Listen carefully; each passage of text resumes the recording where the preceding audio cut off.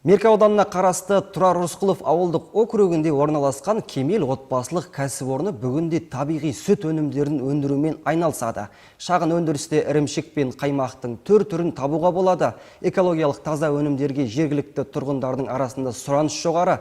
Әріптесім Гүлзат Сейдуллақызы толығырақ айтып берсін.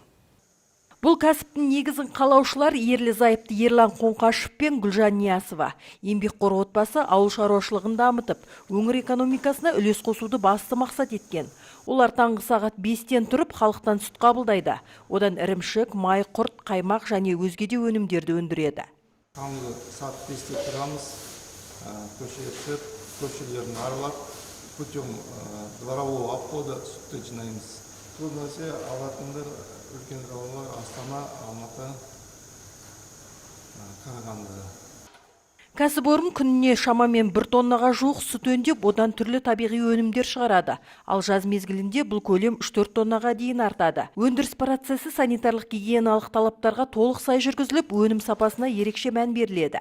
Май, сары май, құрттың түрлері шығарылады.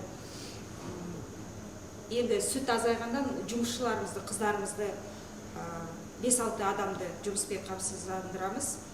Олардың жұмысы қазір азайғандықтан қосымша жент өнімдерімен айналысамыз. Жентінде түрлерін шоколадмен, қара бидайдан, сары бидайдан түрлерін шығарамыз. Кәсіпорынның ерекше өнімдерінің бірі балқаймақ. Табиғилығы мен ерекше дәмінің арқасында бұл өнімге сұраныс жоғары. Қазіргі таңда балқаймақтар Астана, Қарағанды, Семей қалаларына жөнелтілуде.